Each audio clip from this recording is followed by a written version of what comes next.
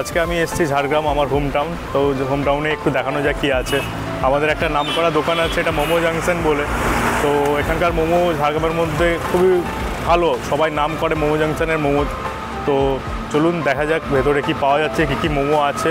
ভেতরে গিয়ে কথা বলছি মোমো নিয়ে করে।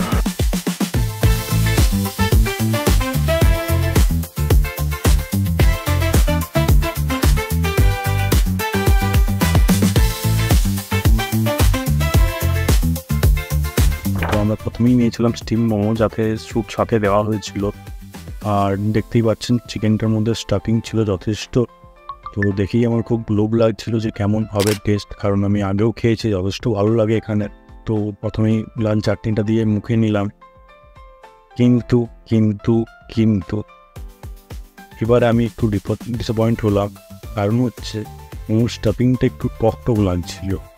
তো হতে পারে ওনারা ফ্লেভারটা চেঞ্জ করেছেন বা কিছু, তো আমার অতটা ভালো লাগলো না। তো এবার আমি স্যুপটা ট্রাই করব। গরম গরম স্যুপটা ভালো ছিল, স্যুপটা খারাপ নয়, স্যুপটা খুবই ভালো ছিল খেতে।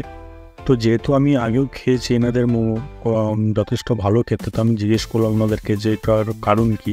তো ওনারা বললেন যে এনাদের যে মেন হেড কুক উনি ছুটিতে আছেন, তো তাই জন্যই হতে পারে। তো ঠিক আছে, হতেই পারে, না আর কিছু নেই। তারপর আমরা নিয়েছিলাম কুরকুরে মোমো। তন্দুরি মোমোটা ওনাদের অফ ছিল, তো ওটা খাওয়ার ইচ্ছে ছিল। তো কুরকুরে মোমোটা ওপরটা যথেষ্ট ক্রিসপি ছিল, আর ভেতরের পুরটা আবার সেই একই ফুডি যেটা স্টিম মোমোতে ছিল, একই ফুডি ইউজ হয়েছিল। আর যদিও তাই হয়, বেসিক্যালি সব জায়গাতে একই রকমই হয়, ওপরের টুটাই আলাদা হয়। তো তারপরে ঠিক আছে, কম্প্রোমাইজ, কারণ আগে যেহেতু খেয়েছি খুব ভালো। একবার খারাপ হলে যে বদনাম করতে হবে তা নয়, দ্বিতীয়বার আবার যাবো ওই দোকানে, আবার আপনাদেরকে রিভিউ দেবো। তো এবারে এলাম আমরা লস্যি ঠান্ডা।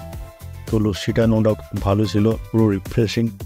তো এই চক্করে ওনাদের মেনু কার্ডের দাম নিতেও ভুলে গেছিলাম। আর টোটাল আমাদের বিল হয়েছিল এখানে 220 টাকা। তো আজ এতটাই, আবার দেখা হচ্ছে নেক্সট ভিডিওতে। লাইক করবেন, শেয়ার করবেন, চ্যানেলটা অবশ্যই সাবস্ক্রাইব করবেন।